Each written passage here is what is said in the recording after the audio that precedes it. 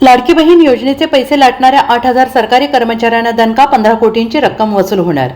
महाराष्ट्र सरकारच्या लोकप्रिय लाडकी बहीण योजनेतून मोठ्या प्रमाणात गैरवापर झाल्याचे समोर आलेला आहे आणि ही योजना फक्त गरजू आणि आर्थिकदृष्ट्या दुर्बल घटकातील महिलांसाठी असूनही हजारो सरकारी कर्मचाऱ्यांनी या योजनेचा लाभ घेतल्याचे धक्कादायक वास्तव समोर आलेला आहे। अशा लाभार्थी सरकारी कर्मचाऱ्यांची संख्या 8,000हून अधिक झालेली असून या सगळ्यांकडून मिळालेला लाभ परत घेण्यासाठी शासनाकडून पावले उचलली जात आहेत। वित्त विभागाने संबंधित विभागांना कर्मचाऱ्यांच्या वेतनातून सुमारे 15 कोटी रुपयांची वसुली करण्याचे आदेश दिलेले आहेत। महिला व बालकल्याण विभागाने माहिती आणि तंत्रज्ञान विभागाच्या मदतीने गैरवापर करणाऱ्या सर्व कर्मचाऱ्यांची यादी तयार केली आहे। यामध्ये जिल्हा परिषद कर्मचारी, शिक्षक तसेच इतर विविध विभागातील महिला कर्मचारी आणि निवृत्त कर्मचारी यांचा समावेश आहे। या कर्मचाऱ्यांच्या वेतनातून किंवा पेन्शनमधून टप्प्याटप्प्याने किंवा एकरकमी पद्धतीने रक्कम वसूल करण्यात येणार आहे। यासाठी सामान्य प्रशासन विभाग आणि वित्त विभाग यांच्याशी समन्वय साधून निर्णय घेतला जातो आहे।